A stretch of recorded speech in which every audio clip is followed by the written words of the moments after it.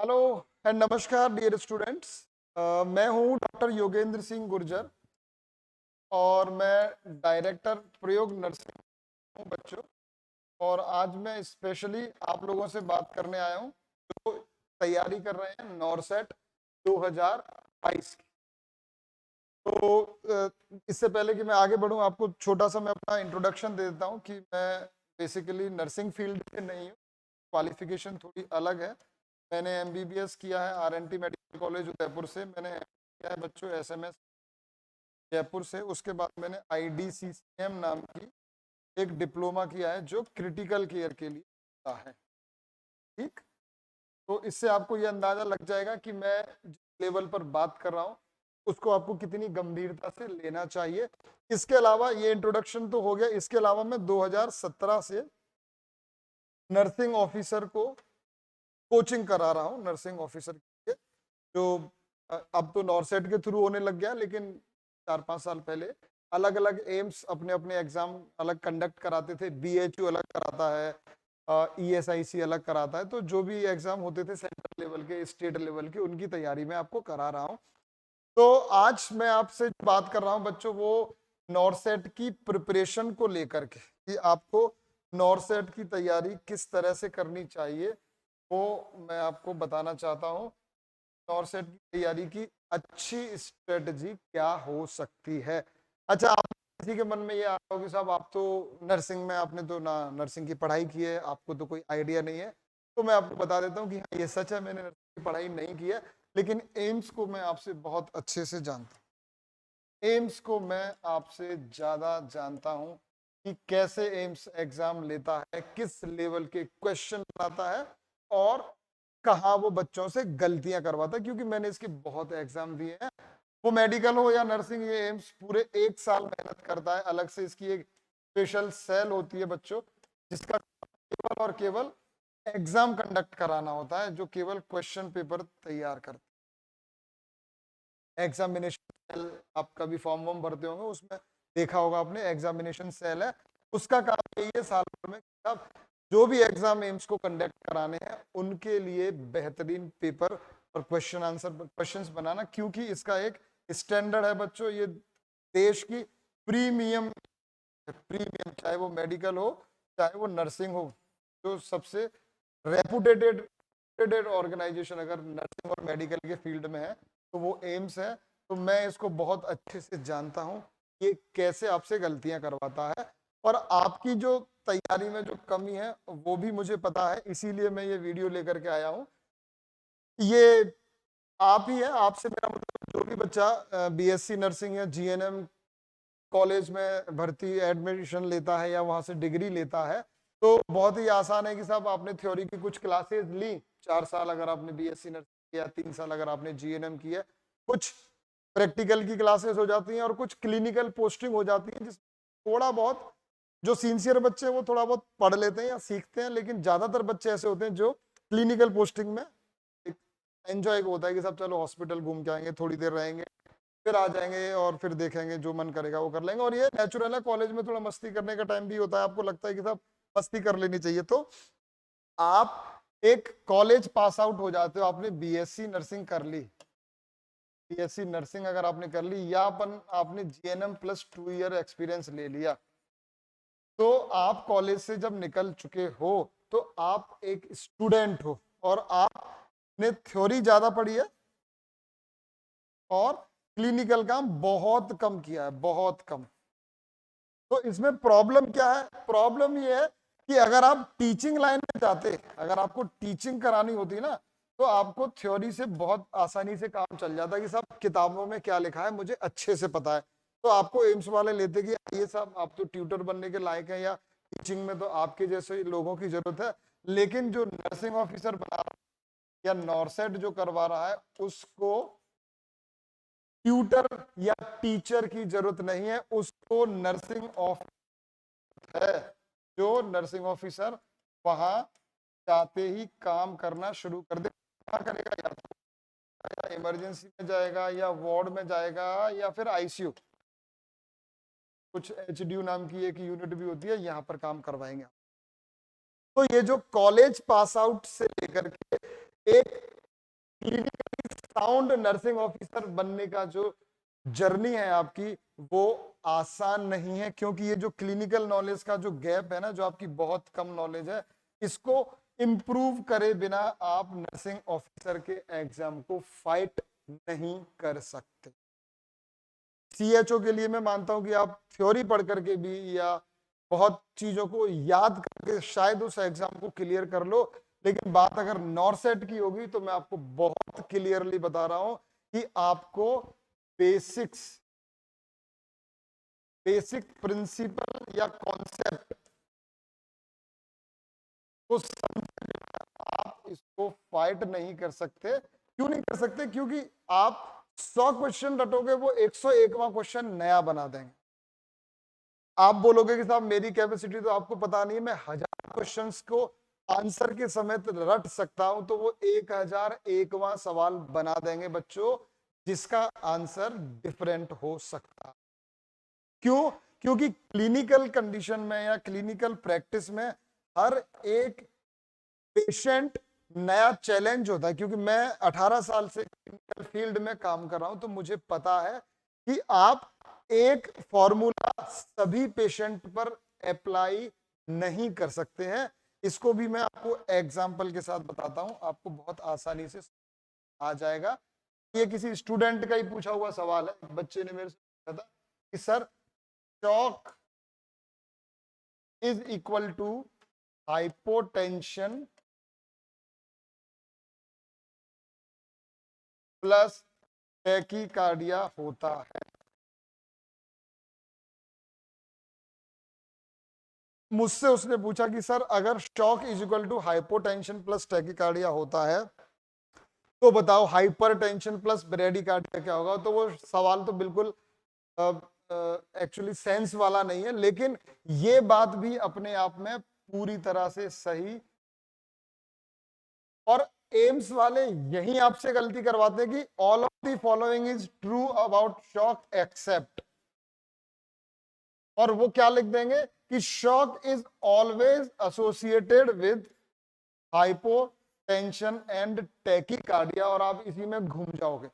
आप सोचोगे कि सही है, हमने तो पढ़ा था, सर ने बताया एक बार, कोचिंग से भी आपने पढ़ाई की है कि हाइपोटेंशन और टैकीकार्डिया देखने को मिलता है शॉक में, लेकिन ये बात हमेशा सच नहीं होती है। ये जब तक आपको नहीं पता होगा, तब तक आप इसका सही आंसर नहीं दे सकते, और आप खुश होकर निकलोगे कि यार इस बार तो फंस गए। लोग ये टर्म यूज करते हैं, इस बार तो जो ऑनलाइन पढ़ा था ना उसमें से क्वेश्चन फंस गए। बच्चों, कुछ क्वेश्चन नहीं फंसते हैं, केवल आपकी जो नॉलेज और कॉन्सेप्ट जो क्लियर है आपने किए हैं, वही आपके काम आता है। इसमें दिक्कत क्या है? ये यूजुअली ऐसा देखने को मिलता है, यूजुअली ये देखने को मिलता है, या जनरली, जनरली का मतलब ज्यादातर केसेस में शॉक वाले मरीज में हाइपोटेंशन प्लस टैकीकार्डिया मिलेगा, लेकिन शॉक हाइपोटेंशन प्लस ब्रेडिकार्डिया के साथ में भी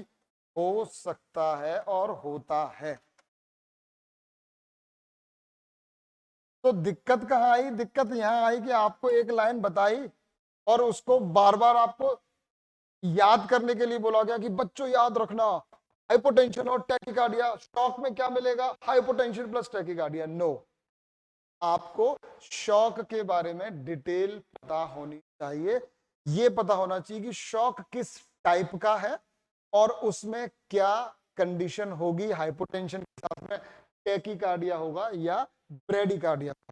एक क्वेश्चन और जो एग्जाम में आ चुका है, 2019 एम्स जब नॉट सेट नहीं होता था, अलग अलग एग्जाम कराता था, एक बच्चे ने आकर के बताया था कि सर ये क्वेश्चन आया था और ये हमने उस कोचिंग में पढ़ा हुआ था, लेकिन आंसर वो दूसरा दे रहा है, जो हमें पढ़ाया गया था वो आंसर नहीं है।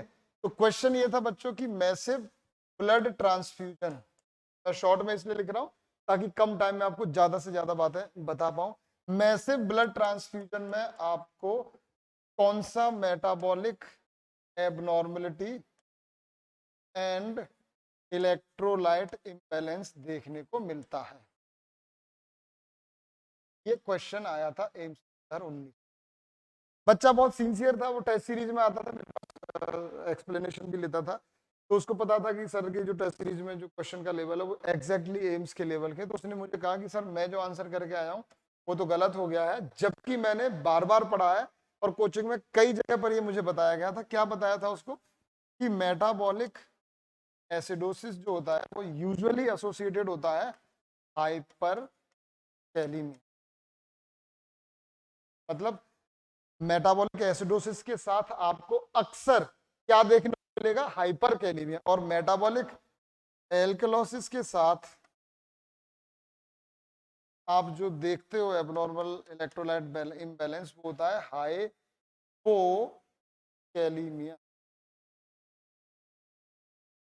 यानी कि metabolic acidosis is usually associated with hyperkalaemia. Hyper का मतलब होता है ज्यादा, और ये कैलीमिया असल में से लिया गया जो पोटेशियम का सिंबल होता है, दैट इज के। तो हाइपरकैलीमिया का मतलब पोटेशियम का बढ़ जाना, और हाइपोकैलीमिया का मतलब है पोटेशियम का कम हो जाना।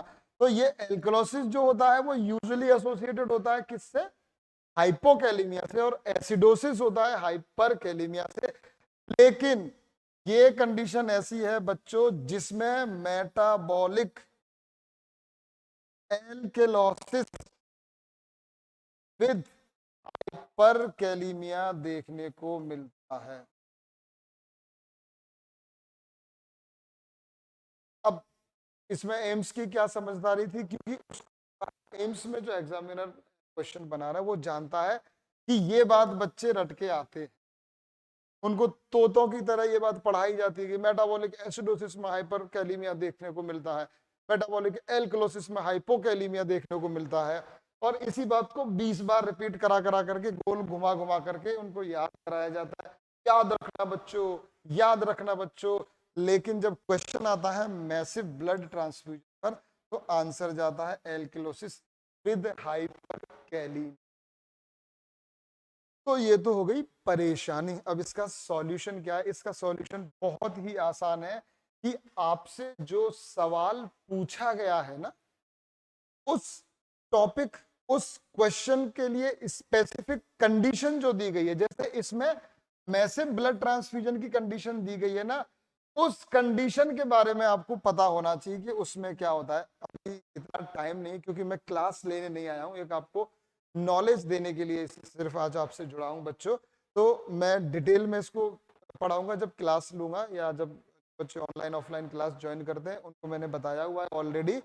आपको जो एक जनरल लोग जो मेरे से जुड़े नहीं है लेकिन जो एम्स का सपना देख रहे हैं और सेट की तैयारी कर रहे हैं, उनको मैं बस ये बताना चाह रहा हूं कि आप कहाँ गलती कर रहे हो। तो आपको शौक पर अगर कोई सवाल पूछा गया है ना, तो आपको शौक टॉपिक डिटेल में आना चाहिए। शौक आपको इतने अच्छे से पढ़ा हुआ होना चाहिए कि अगर शौक पर कोई भी सवाल पूछा जाए, उसको कितना भी घुमा फिरा करके पूछ ले, इनडायरेक्ट पूछ ले, आप उसका सही आंसर दे सको। अगर मैसिव ब्लड ट्रांसफ्यूजन पर यह सवाल पूछा गया है, तो आप उस आंसर को रेशनल के साथ में याद रखो कि अगर उसमें मेटाबॉलिक एल्कलोसिस हो रहा है तो क्यों। और मैं बताता हूं कि भैया एल्कलोसिस हो रहा है इस वजह से हो रहा है, इसका ये रेशनल है। आप बिल्कुल भूल भी जाओ तो आप लॉजिक लगा करके उसका आंसर एग्जामिनेशन हॉल में निकाल सकते हो कि भैया मैसिव ब्लड ट्रांसफ्यूजन अगर दिया है तो उसमें क्या क्या चेंजेस आएंगे बॉडी में जिसकी वजह से मेटाबॉलिक एल्कोलोसिस होगा और साथ में हाइपरकैलीमिया देखने को मिलेगा। ये दो एग्जाम्पल मैंने आपको सिर्फ ये बताने के लिए दिए हैं बच्चों कि रियल लाइफ में एम्स इसी तरह के क्वेश्चन पूछता है जो आप रट के जाते हो उससे हटके होते। क्वेश्चन होता है हटके और आप जाते हो रट के, और आपने जो पढ़ा है उसके हिसाब से जब आप आंसर करके आते हो तो वो आंसर आपको गलत मिलता है। फिर आप फ्रस्ट्रेटेड होते हो, फिर कहते हो कि साहब पेपर बिक गया था, सीट बिक गई थी, ये तो दिल्ली वालों ने ले ली, ये तो साउथ इंडियन वालों ने खरीद ली है। ऐसा नहीं है। हकीकत ये कि आप जिस तरह से चीजों को पढ़ रहे थे वो तरीका सही नहीं था। बहुत बच्चे मेरे से फोन पर पूछते हैं या जो आते हैं मिलने के लिए कि सर 150 क्वेश्चन रोज के निकाल रहा हूं सर, एमसीक्यू रोज निकाल रहा हूं, अब तो सिलेक्शन पक्का है ना। तो मैं उसको बहुत प्यार से समझाता हूं कि बेटा ये 150 एमसीक्यूज जो आप निकाल रहे हो उससे ज्यादा इंपॉर्टेंट है आप किस टॉपिक के क्वेश्चन कर रहे हो और जिस टॉपिक पर आप सवाल कर रहे हो टॉपिक आप कितनी है। मैं कोई भी एग्जांपल ले लो, सपोज आपने एबीजी पढ़ा, एसिड बेस एनालिसिस होता है, एबीजी एस एन, वो अगर आपने पढ़ लिया है तो उसमें आपको एक भी सवाल ऐसा नहीं होना, खाली इतना पता होने से कि साहब एल्कलोसिस में ये होता है, एसिडोसिस में ये होता है, कंपनसेशन होता है, ये काफी नहीं है। आपको ये समझ होनी चाहिए कि साहब लंग्स की डिजीज में क्या गड़बड़ होगी, किडनी की डिजीज से क्या दिक्कत आएगी, किडनी अगर गड़बड़ हो तो लंग कैसे कंपनसेट करता है, उसकी फिजियोलॉजी भी आपको पता होनी चाहिए। उससे आपको फायदा ये होगा कि कोई भी चीज आप कितनी भी घुमा के पूछ लोगे आप उसका आंसर दे सकते हो। तो मैं आपको वो फोटोज दिखा दूं जो एम्स की एक्सपेक्टेशन होती है। ये फोटो आपने भी देखा था कि इसमें आप कैसे अपनी डिग्री कंप्लीट करके आए, आपको लगता है कि अब तो आग लगा देंगे, दुनिया जीत लेंगे, अब तो दुनिया कदमों में होगी, पर होता इसके उलट है। होता क्या है, एम्स की जो एक्सपेक्टेशन होती है वो यहाँ, एम्स को ये चाहिए कि साहब जो भी लड़का या लड़की हम नॉर्सेट के थ्रू सेलेक्ट करें वो इन सब चीजों में एक्सपर्ट हो। ये केवल संकेतात्मक है, सांकेतिक फोटोज दिखा रहा हूं, ये मैंने पढ़ाने के लिए इमेज बेस्ड क्वेश्चन कराने के लिए नहीं डाला है, आपके कॉन्सेप्ट को क्लियर कर रहा हूं कि एम्स ये देखने को मिलेगा एक मरीज में मल्टीपल सिरिंज पंप या इन्फ्यूजन पंप लगे हुए हैं, आईसीयू मॉनिटर लगा हुआ है, डायलिसिस की मशीन लग रही है, वेंटिलेटर का स्क्रीन दिख रहा है, मल्टीपल इन्फ्यूजन चल रहे हैं। इंटेंस मॉनिटरिंग इसको बोलते हैं, इंटेंसिव केयर यूनिट होती है ना आईसीयू, तो इंटेंसिव इसलिए है बच्चों क्योंकि इंटेंस मॉनिटरिंग यहाँ पर की जाती है। तो आपको हॉस्पिटल में जो डिवाइसेस काम में आती हैं, ये बाईपैप है, ये सीपीआर दे रहे हैं, ये डीवीटी पंप है, ये सब पूछे जा चुके हैं, ये पता होने चाहिए, है ना। इन सब पर सवाल पूछे जा चुके हैं। ये जो आईसीयू मॉनिटर है इस पर 2020 और 19 में लगातार सवाल आए बच्चों, कंबाइंड एम्स में भी आया और जो दिल्ली एम्स हुआ था उसमें भी आया, जोधपुर वाले कंबाइंड में भी सवाल आए थे, और ये सब मैंने 2018-19 वाले बच्चों को पढ़ाया था और उसका रिजल्ट क्या निकला वो मैं आपको बताऊंगा आगे। लेकिन एक एग्जांपल के लिए कि भाई ये क्या है, ये क्या है, ये क्या है, सब पता होना चाहिए। ये आर्टेरियल लाइन की जो वेव फॉर्म होती है, ग्राफ को बोलते हैं, वो है। ये कैपनोग्राफी है, EtCO2 को देखते हैं। ये प्लेथिस्मोग्राफी इसमें दिख नहीं रही है, इसमें दिख रही है, जो ऑक्सीजन सैचुरेशन बताती है वो SpO2 बताने वाला ये है। इन्फ्यूजन पंप है ना, ये सक्शन के लिए, सैंपलिंग के लिए, ये आपका ये माइक्रोस्कोप की ब्लेड, कर्व्ड ब्लेड है, ये एक्मो मशीन है जो लेटेस्ट है। तो मैं क्योंकि खुद एक्मो मशीन से डील करता हूँ, वेंटिलेटर से डील करता हूँ, ये मॉनिटर मुझे दिन रात देखना होता है। दिन रात का मतलब डे नाइट यही काम रहता है। तो एक्सपर्ट से जब आप पढ़ते हो तो आपको उन चीजों के बारे में डिटेल नॉलेज मिलती है, डेप्थ यानी कि कॉन्सेप्ट को क्लियर करने का मौका मिलता है।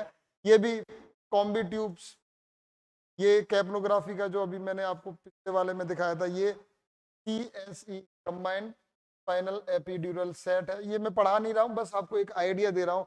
ये डायलिसिस मशीन होगी बच्चों, ये एपिड्यूरल निडल है, एपिड्यूरल निडल है ना, ये तो इंजेक्शन की टेक्निक आप जानते। तो अब आपको एक बात तो समझ में आनी चाहिए, इतनी देर मैंने जो आपको बताने की कोशिश की है वो सिर्फ ये बात, आप नर्सिंग करके निकले हो, थ्योरी पढ़ के निकले हो, थोड़ी क्लिनिकल प्रैक्टिस या क्लिनिकल पोस्टिंग आपने करी है, कुछ प्रैक्टिकल क्लासेस ली हैं, वो नाकाफी है, नाकाफी है नॉर्सेट के लिए। अगर आपको नॉर्सेट के लिए वास्तव में बहुत सिंसियरली तैयारी करनी, ये पुराना फोटो है मेरा, जब स्किल टेस्ट हुआ करता था तब मैंने अलग से तैयारी भी करवाई थी, प्लस जो एम्स के एग्जाम के लिए बिना स्किल के भी जो एग्जाम से पहले जब स्पेशल क्लासेस लगाते थे तो डमी पर अपन प्रैक्टिस करवाते हैं। सारे इंस्ट्रूमेंट आप जो देख रहे हैं ये वही है जिनके फोटोज अपन ने देखे हैं। ET ट्यूब रखी है, शायद आपको थोड़ा छोटा दिख रहा होगा तो आप पहचान नहीं पाएंगे, लेकिन सारे डिवाइसेस, सारे इंस्ट्रूमेंट्स रखे हुए हैं ताकि आप उनको देख सको, हाथ में लेकर के अगर मैं वेंटिलेटर यहाँ नहीं दिखा सकता तो मैं खुद वीडियो बना करके अपने हाथ से अपने हॉस्पिटल से, ताकि आप उसको फील कर सको कि भाई यही काम हमें करना है। हम कोई ऐसी चीज नहीं पढ़ रहे हैं जो थ्योरेटिकल है, या जो रॉकेट साइंस नहीं है कि साहब रॉकेट इतनी वेलोसिटी से जाएगा तो अंतरिक्ष में पहुंच जाएगा, हमने तो कभी रॉकेट देखना ही नहीं है। ऐसा नहीं है, आपको उन्हीं चीजों पर सवाल पूछे जा रहे हैं जो आपको आगे करनी है। और जो आपको करनी है वो चीजें मुझसे ज्यादा अच्छे से इसलिए नहीं बता सकता क्योंकि मैं 18 साल से क्लिनिकल प्रैक्टिस में हूँ और साथ में पढ़ा रहा हूँ, क्लिनिकल प्लस थ्योरी।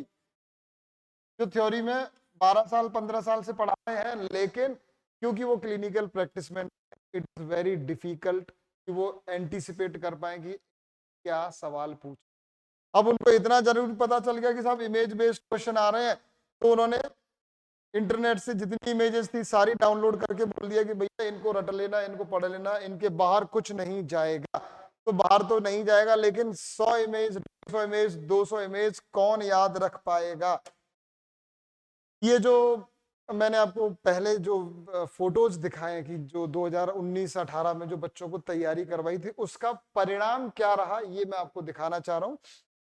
असल में ये तो एग्जाम देने के बाद जो बच्चे आए कि सर हमारा एक्सपीरियंस कैसा रहा ये बताने के लिए आए, वो जो उन्होंने व्हाट्सएप पर मुझे फॉरवर्ड किया था वो मैं आपको दिखाना चाहता हूँ, सिर्फ इसलिए ताकि आपको रियलिटी पता चले कि यूट्यूब पर ये बोल देना कि साहब इतने क्वेश्चन इतने एमसीक्यूज करा देंगे, आपको कोई भी क्वेश्चन बाहर नहीं जाएगा, ये सब झूठ है। बिकॉज एम्स कभी पुराने क्वेश्चन को एज इट इज नहीं पूछता है, वो बच्चे की नॉलेज को चाहता है कि उसने उस चीज समझा कितनी डिटेल से। देखो मैं नाम ले सकता हूँ, मतलब बता सकता हूँ आपको, शायद ये नहीं दिखेगा, छोटा लिखा हुआ है। ये जो बच्चा है, ये जो स्टूडेंट है, मैं आपको नाम भी बता देता हूँ, ये विजय मीणा लिखा हुआ है बच्चों। एंड ये मैं इन बच्चों से आपकी मीटिंग भी करा क्योंकि मैं अब चाहता हूँ कि लोगों को पता चले। तो यूट्यूब पर अपन वीडियोस डालेंगे धीरे धीरे, एक एक बच्चे को बुला करके उसके अपने एक्सपीरियंस कि उसने कितने चैलेंजेस फेस किए, वो कितनी मुश्किलों से गुजरा है, तब जा करके नर्सिंग ऑफिसर बना है। ये नर्सिंग ऑफिसर बन चुका है, मतलब 2-3 साल हो चुके और लगातार मेरी बात होती रहती है। इसके अलावा ये जो बच्चा है इसने लिखा है कि साहब मैं किसी कारण से, काफी लंबा सारा मैसेज है, कोचिंग कंटिन्यू नहीं कर पाया, लेकिन उसको देखने के बाद मुझे एग्जाम देने के बाद लगा कि सर पढ़ा रहे हो उससे 100% सक्सेसफुल सक्सेस होना तय है। ये घनश्याम वर्मा भी बच्चों, मुझे ये याद नहीं है असल में ये कहाँ लगा है किस जगह, कुछ बच्चों का तो याद है। विजय मीणा का तो 2-3 जगह सिलेक्शन हो चुका है। मुकेश जांगीड़ भी नर्सिंग ऑफिसर या सेंट्रल लेवल के उसमें लगा हुआ है, जॉब कर रहा है। इसके अलावा राजेश मुंडोतिया है, ये जोधपुर एम्स में है। निर्मला उस वक्त टाइप कर रही थी, ये भी जोधपुर एम्स में है। इसके अलावा मानसिंह, ये एम्स ऋषिकेश में भी सेलेक्ट हुआ था, जोधपुर में ज्वाइन कर रखा है, कंबाइंड एम्स जो हुआ था, एम्स ऋषिकेश के बाद इनका ये रेस्पॉन्स आया था। रूपा बिहार सीएचओ में लगी हुई है, अभी रिसेंट का बिहार सीएचओ में सिलेक्शन हुआ है। तो ये जो बच्चे हैं वो आने के बाद ये बता रहे हैं कि सर ये उनका जब रिजल्ट आ गया उसके बाद का है कि साहब ये सिलेक्शन हो चुका है उनका, उसके बाद में है। और ये एक भक्तवत्सल बच्चा है, ये भी जोधपुर में है, इसका आखिरी अटेम्प्ट, लास्ट अटेम्प्ट, ये ओवर एज होने वाला था बच्चों, और लास्ट अटेम्प्ट ने को कामयाबी दिलाई है। पहली बार कोचिंग करी थी, पहली बार ही तैयारी की थी, और कुछ तो ईश्वर की कृपा होनी चाहिए और कुछ आपकी मेहनत इस तरह से होनी चाहिए कि आपको कामयाब होने से कोई रोक ना सके। और ये भी कुछ स्टूडेंट्स हैं जिन्होंने भेजा कि सर हम कामयाब हो गए हैं, ये भी फोटो आप देख सकते। तो अब जो हमने डिस्कशन किया उसका मूल या उसका निचोड़ ये है बच्चों कि आपको जो अंधी दौड़ चल रही है ना एमसीक्यूज कराने की, सब इतने एमसीक्यू करा देंगे और रटा देंगे, कुछ बाहर नहीं जाएगा, प्लीज इसके झांसे में बिल्कुल बताओ। आप एक टॉपिक तैयार करो, कोई भी टॉपिक हो, उस टॉपिक को आप अच्छे से समझो, को पढ़ो और उससे रिलेटेड प्रैक्टिस। और ये तब है जब आप शुरू से तैयारी कर रहे हो या पूरी तैयारी का आपके पास टाइम है। अभी जो 1 महीने से भी कम समय बच गया है उसमें आप केवल और केवल उन स्पेशल टॉपिक्स पर फोकस कर सकते हो जो एम्स के फेवरेट हैं हमेशा से और हमेशा फेवरेट रहेंगे, क्योंकि उनको क्लिनिकली काम करने वाले नर्सिंग ऑफिसर चाहिए, ना कि थ्योरी की क्लास लेने वाले टीचर। तो वो practical plus clinical based question आपसे पूछेगा और उन्हीं से रिलेटेड थ्योरी आपसे पूछेगा। तो प्रयोग कोचिंग स्पेशली आपको जो भी 25 दिन, 20 दिन, 28 दिन बचे हैं उनमें तैयारी करा रही है बच्चों, जिस आपको कुछ नहीं करना है। आपको ऑफलाइन क्लास लेनी है, ऑफलाइन ले सकते हो। फीस मिनिमल रखना जरूरी है, कम से कम फीस रखी गई है। आप ऑनलाइन लेना चाहते हो ऑनलाइन ले सकते हो, लेकिन ऑनलाइन में दिक्कत यह है कि आप इंटरेक्ट नहीं कर सकते। ऑफलाइन का सबसे बड़ा एडवांटेज ये है, आपको जिस जगह पर प्रॉब्लम है आप उसी जगह पर पूछ सकते हो कि सर ये चीज मुझे समझ में नहीं आई है। जो टॉपिक्स रहेंगे उसमें अपन कोशिश ये करेंगे कि मैक्सिमम टॉपिक, चाहे एमएसएन की हो, फंडामेंटल, ओबीजी, साइकेट्री, पीडियाट्रिक्स, हर सब्जेक्ट को क्विकली रिवाइज करने के हिसाब से हम उसको रिवाइज कराएंगे। और स्पेशल जो वीडियोस बनाए हुए हैं हॉस्पिटल के, खुद मेरे हाथ के वीडियोस बनाए हुए हैं, उनमें हम CPR, ECG, ABG, artery line, central line, lumbar puncture, ICD insertion, जितने भी प्रोसीजर से रिलेटेड क्वेश्चंस हैं, जितने भी थ्योरी से रिलेटेड क्वेश्चन है, चाहे वो वेंटिलेटर के अलार्म पर हो, आप अलार्म को भी रटने की कोशिश करते हो, बहुत गलत अप्रोच। और आपको, क्योंकि पढ़ाने वाले खुद वेंटिलेटर के बारे में उतना ही जानते हैं जितना आप जानते हो। ये बात थोड़ी कड़वी हो सकती है, आपको शायद पसंद नहीं आए, बट दिस इज रियलिटी। आप इसको एक्सेप्ट करो या मत करो, बट सच्चाई, आप जब तक उस चीज को किसी ऐसे एक्सपर्ट से नहीं पढ़ते हो जिसकी नॉलेज उस इंस्ट्रूमेंट के बारे में आपको बहुत ज्यादा हो, तब तक आप चीजों को आसान तरीके से नहीं समझ पाओगे। इसलिए आपको इन सब चीजों को theory plus practical with MCQ explanation अपन कराएंगे। अभी भी वक्त है, अगर आप अभी भी एम्स या नॉरसेट 2022 के लिए अपनी तैयारी को थोड़ा नेक्स्ट लेवल पर ले जाना चाहते हो, तो आप जुड़ सकते हो प्रयोग कोचिंग से। नंबर आपको मैं लिख के भी बता देता हूं, और आपको वैसे इसमें दिख जाएंगे हर जगह जगह पर। आप इस नंबर पर कॉल कर सकते हो, या एक ऑल्टरनेट नंबर है, आप इस पर भी कॉल कर सकते हो। और सिर्फ 2022 के लिए नहीं, आपको अगर लग रहा है ना, और मैं आपको ये बता दूं कि अगर आप सिर्फ नॉरसेट ही आपका सपना है, तो 6 महीने या 4 महीने आपके लिए काफी नहीं बच्चों। अगर आप नॉरसेट को ही अपना ड्रीम मानते हो, तो मेरा मानना है कि आपको कम से कम 8 महीने तैयारी करनी चाहिए, या 1 साल का टाइम लेके आपको चलना चाहिए, और लगातार अपनी पढ़ाई जारी रखनी चाहिए। तो आप एंश्योर हो सकते हो, या आप निश्चिंत हो सकते हो कि भैया अब हमें सफलता मिलने से कोई नहीं रोक सकता है। तो बच्चों, आप अपने फ्रेंड सर्किल में शेयर करो, ये जो बातें मैंने आपसे डिस्कस की है उनके बारे में, उनके आइडियाज जानो। कुछ बच्चे कहेंगे कि नहीं ये सच नहीं है, कुछ कहेंगे यार बात तो ठीक है, ये जो बात है वो तो एविडेंस बेस्ड है, सारी बातें तो प्रूव हो रही है। और आपको फिर भी डाउट है, तो आप खुद एम्स के पुराने पेपर उठा करके देखो, जो 2017 के बाद या 15 के बाद से जो पेपर हुए ना, उनमें किस तरह से एग्जाम का पैटर्न चेंज हुआ है। तो एग्जाम में पैटर्न जैसा है, आपकी तैयारी बिल्कुल वैसी होनी चाहिए। आज के लिए इतना ही। आपको कोई भी हेल्प चाहिए, किसी भी तरह की मदद आप चाहते हो, तो आप हमसे पूछ सकते हो, इस नंबर करके आप बता सकते हो कि आपको किस तरह से प्रयोग कोचिंग मदद कर सकती है। Thank you so much guys, आज के लिए इतना ही, और नेक्स्ट वीडियो में आपसे जल्दी ही मुलाकात होगी।